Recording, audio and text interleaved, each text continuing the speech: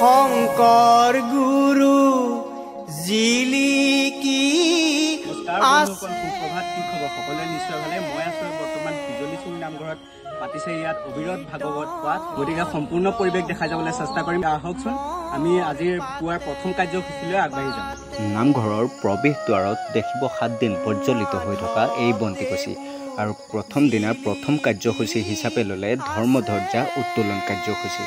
ধৰ্মধ্বজা উত্তোলন কৰিবলৈ গাঁৱৰ দুজন বিশিষ্ট ব্যক্তিক এই দায়িত্ব অৰ্পণ কৰিলে আৰু সুন্দৰভাৱে ধৰ্মধ্বজা উত্তোলন কাৰ্যসূচী সমাপন হয় ইয়াত শিশুৰ পৰা বৃদ্ধজনলৈ সকলোৱে সুন্দৰভাৱে সহায় সহযোগিতা আগবঢ়ালে আৰু তাৰ পাছত দেখিলেই নহয় খন্তেক পাছত নামঘৰৰ ভিতৰত ইজনে সিজনক ধুনীয়াকৈ সেৱা শুশ্ৰূষা কৰিছে সুন্দৰভাৱে জ্যেষ্ঠসকলৰ পৰা সকলোৱে আশীষ ল'লে যাতে এই কাৰ্যসূচী সুন্দৰভাৱে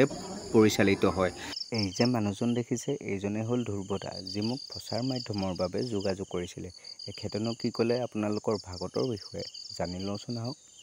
আমাৰ এই নামঘৰ ভাগ আমাৰ পূৰ্বপুৰুষসকলে 1964 চনতে প্ৰতিষ্ঠা কৰি থৈ গৈছিলে তাৰ পৰা আমি একাধিক্ৰমে যি পাৰোঁ ৰাইজৰ অনুদানেৰে গাঁৱৰ ৰাইজৰ অনুদানেৰে আৰু ওচৰ চুবুৰীয়া ৰাইজৰ অনুদানেৰে আমি ইমানখিনি পোৱাইছোঁহি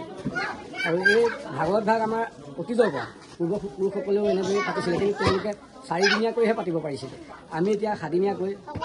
যোৱা বছৰ আমি পাতিছিলোঁ ভাগ মাহত আৰু এই বছৰ এতিয়া দ্বিতীয় বৰ্ষৰ বাবে আমি 7 দিনীয়াকৈ এই অনুষ্ঠান ভাগ পাতিবলৈ লৈছোঁ আমাৰ এই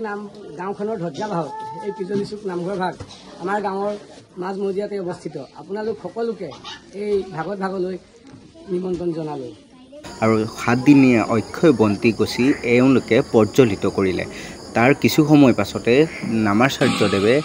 নাম প্ৰসংগ আৰম্ভ কৰিলে নাম প্ৰসংগৰ কাৰ্যসূচী সমাপন কৰাৰ পাছত ভাগৱত পাঠৰ কাৰ্যসূচী আৰম্ভ কৰা হ'ব পাৰিলে এপাক আহিবচোন নিশ্চয় ভাল পাব ধন্যবাদ